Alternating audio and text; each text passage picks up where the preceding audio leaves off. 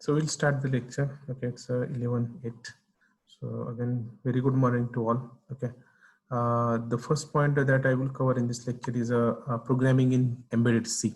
Okay, so we'll see some of the features of embedded C. Okay, so the general C and embedded C is somewhat different. Okay, so what are the difference? We'll see in this slide. Okay. So first of all, the first feature of embedded C is it is very small and easy to learn. Okay, rather than writing a program in your Turbo C. Okay, writing a program in embedded C is quite easy, and the length of the program is also very small. So that is the first advantage of using the embedded C rather than using a assembly. So we have two alternatives. The first, that is conventional alternative, is to use a assembly language to write your required or desired program. And the second way is to use an embedded C, okay, which is nowadays that is preferred in industry and also in educational purposes also. They have included the embedded C. The same thing we have seen in the last semester also. Okay. So in the last semester, 8051 programming we have done with the assembly language, and the programming of the PIC microcontroller we have done with the help of embedded C. Okay, so why embedded C is preferred over the assembly? Because of its advantages, or I can say that because of its different features available for the user. Okay, so what are the different features that will give the edge over the assembly language programming? So that I will discuss in this lecture. Okay, so first feature I have told that it is a very small code, okay, compared to the conventional assembly language. Here you have to write a hundreds to thousands line of code. Okay, if you use embedded C, you have to write hardly 10 or 20 statements to implement your the desired functionality.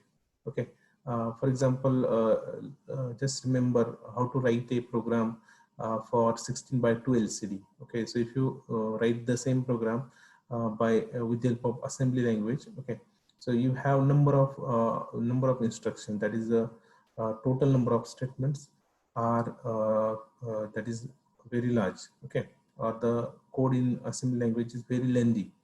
Now, if you try to write the same code by using embedded C, okay, that is what we have done in your PIC microcontroller. So the same code becomes very short.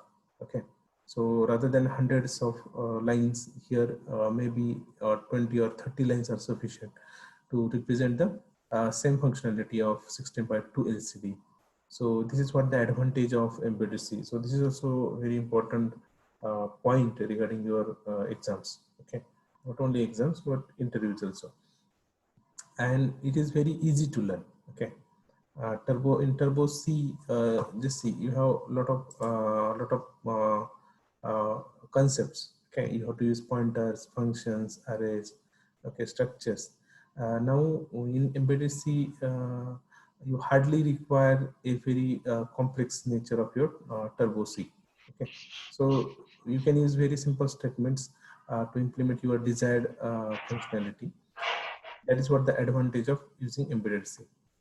Now, second advantage or second feature of using the embedded C is embedded C is processor independent.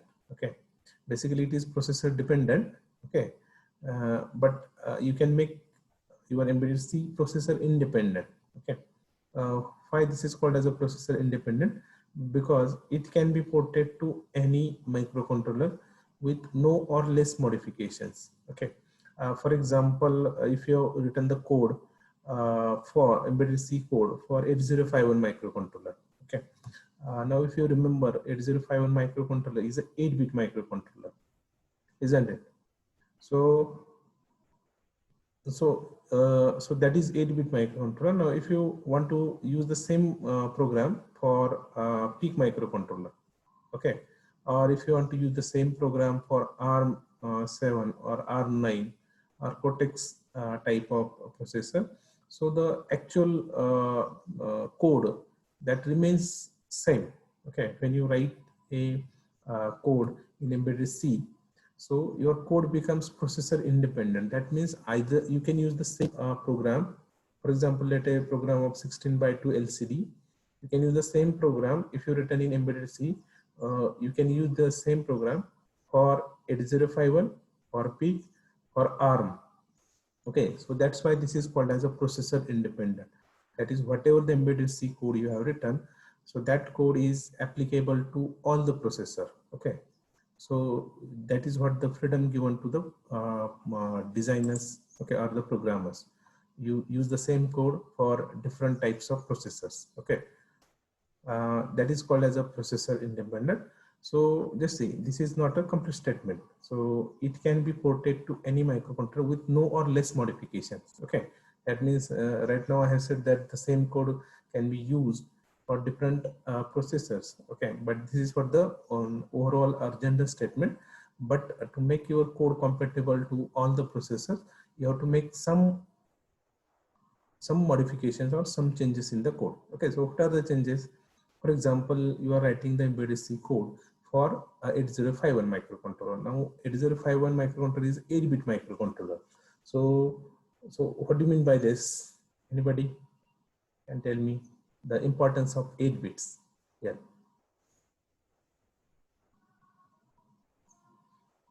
Just see, this is very important point.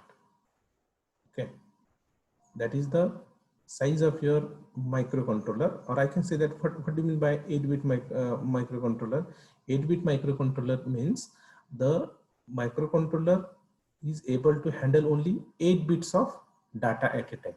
So that is what the meaning of 8-bit microprocessor. What is the meaning of or microcontroller, or what is the meaning of 16-bit or 32-bit microcontroller or microprocessor? Is that these microcontrollers are able to handle only 16-bit or 32-bit of data. Okay, so that is what the meaning of 16-bit or 32-bit microcontrollers. Now, how it is dependent, or how embedded C is dependent upon the size of your microcontroller. Okay, so for example, if you have written a embedded C code, okay, for 8051, now you cannot use the size of your data greater than 8-bit. Okay, so whatever you write greater than 8-bit, so that is not taken into consideration while executing the program. Okay, so that's why your data types, okay, like integer, float, okay, then double, character, all this comes into the picture. So that are very important, because now you have to find out the size of all these data types. So what is the size of INT, integer data type? Anybody? You have gone through different training sessions. Okay, what is the size? Hello? 2 byte. 2 bytes, no? Yes, sir. Yes, sir. Okay, 2 bytes. Now, what is the size of float?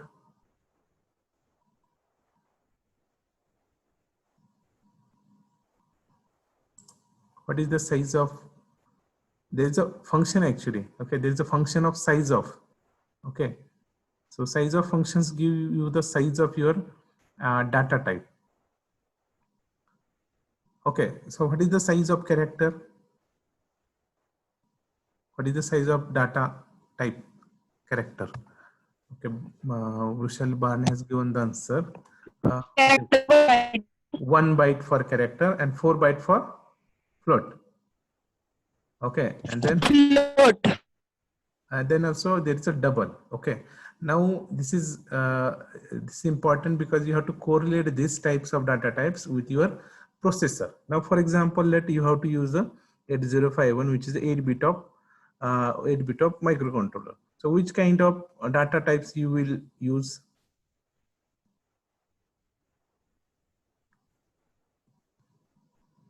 Which kind of data types you will use?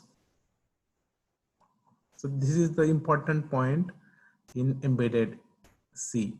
While using embedded C, you should know the size of your microcontroller on which it can work. Okay. So most of the time it can work, just see, it is a 8-bit, that means only 1 byte. So 8051 will work on only 1 byte of your data. It cannot work on 2 byte or 4 byte. Okay, so even though you have used you have used the that is integer, okay, or if you use the float or double, so it will not work on those data types. Rather than it will accept only even you cannot use float here. Okay, because now this is another difference. I will tell you the just remember this one. This is the second difference. You cannot use the float data type also in embedded C. You can use either integer or you can use a character. Okay, so that is what the basic difference. So basic difference in the embedded C is that your embedded C is dependent on the actually the processor. Okay, that is the size of the processor. If it is 8-bit size, then you cannot use the data types, okay, which are greater than 8-bit. Okay, that is your 805 will work on only 1 byte. So most of the time character type of data type is used, or even though if you use the integer type of data type, it will consider only the first byte. Okay, because it can work on only first byte and second byte is discarded. Okay, now this is the first difference. Now what is the second difference? All the microcontrollers can work on only integer values. Okay, for example, I had to multiply 2.1 into 2.1. Okay, so this is not possible operation on the with a microprocessor or microcontroller, because your microcontrollers will work on only integer value. So it will, even though you have supplied 2.1 into 2.1, it will give you only the 4. Okay, so that is the second difference. That means there is no use of float in the microcontrollers. So that is the second difference. Just see, this is what the programming skills or programming differences with your Turbo C. Now, third feature is given as this independence provides something very useful to programmers. Okay, that means if you write a code independent of processor, what happen? So so every time you don't require to write the same program. Okay, means for example, you have written the program of 16:2 LCD display for 8051, and let now 8051 is not available in the market. So I will go for one another microcontroller, for example, PEEK or ARM7. Now already you have written the code. Okay, so now if you do some modification into that code, so the same code is applicable to the either PEEK microcontroller or ARM7 also. Let's see. So that is what the beauty of using the embedded C rather than using the assembly language. Next is embedded C can focus on algorithms and the application level of their job instead of thinking about the hardware level. Okay, so one more advantage of embedded C is there is no need to write a functions. Okay, there are two types of program. One is called as a main application program and another is called as a supporting program. Okay, now for example, you have to calculate some tank level. Okay, you have to calculate some tank level and then you have to display the level of all the tanks on the display. Now here, what is the main part? Here the main part is to calculate the tank level. So this is the main part. And what is the supporting part? Supporting part is you have to display that tank levels, okay, on the LCD. Now in this case, if you use such a kind of programming, so you have to concentrate on your main program, that is called as an application program. So what is application program? Calculating the tank level is the main part of your program. So if you use embedded C, it is possible to concentrate on your main part of the program called as an application program. Okay, and there is no need to concentrate on the supporting part, okay, called as the functions. For example, displaying some data of the tank level on the LCD display. So this is not the important part. This is already available in your library. So that is what the next advantage of using the embedded C. So next point or next feature of embedded C is import codes are available in rich library functions. Okay, for example, the functions are like delays, the functions for UART, okay, or the functions for ADC or the functions for keyboard. So that is already written and that is kept into the library. Are you getting? Means there is no need to write the code for generating a delay, okay, or to transmit something on the serial communication by using UART, or you don't require to write a program for ADC, DAC, keypad. Okay, so all such a kind of program that is called as a whatever the input and output module programs are already written and that are saved into the library. Okay, so those programs are saved into the library. So if whenever you try to write something on the your editor, that is by using kill programming or kill software, so that time these kinds of input output programming model are already available in the library. So you have to focus on only the application program, that is whatever your main object, your main part of program, so you can focus on that part. So that is what the main advantage of using this embedded C. Are you getting or not? Okay, so embedded C is very important. And why this is important? Because by using embedded C, you can concentrate on your main part of the program, that is called as the application level. Okay, so do not concentrate on the supporting part, that is whether I will require the input, that is input keypad, okay, or whether I have to concentrate on the displaying some data on the LCD or making the motor on, or ADC or DAC or serial communication. Just see. So most of the time you can write these functions, okay, for a single time, and you include all these functions into your library. And whenever you require that kind of functionality, you just call the function and you pass the parameter to these functions. So that is sufficient. Now what happened with this functionality? Now our main effort will go on writing the main application program rather than writing the functions. That is, functions are the programs for reading the input, or the functions to put something on the output. Okay, so we have just concentrated on our main part. So this is what possible with the embedded C. So these are some of the very important and main features of your embedded C. There are some other features are also. So I will just take the names. I will not explain this. For example, the quality of writing a embedded C, now that depends upon the programmer. Okay, how skillful your programmer is there. So depending upon that, the quality of the program remains. Then you have some other maturity, availability. Okay, then fault tolerance, recoverability, modularity, reusability of your code, modifiability. It should be possible to modify your code. You should have some testability of your code, and resource utilization. So there are a number of other features provided for your embedded C. But whatever the features I have explained, these are the important features that will differentiate your embedded C from the general turbo C. Okay, so just remember this part, that is the processor independence, okay, and the functions, and concentrating on the main program. So these are the some of the very important and main differences and the advantages of your embedded C. Now this completes our first unit.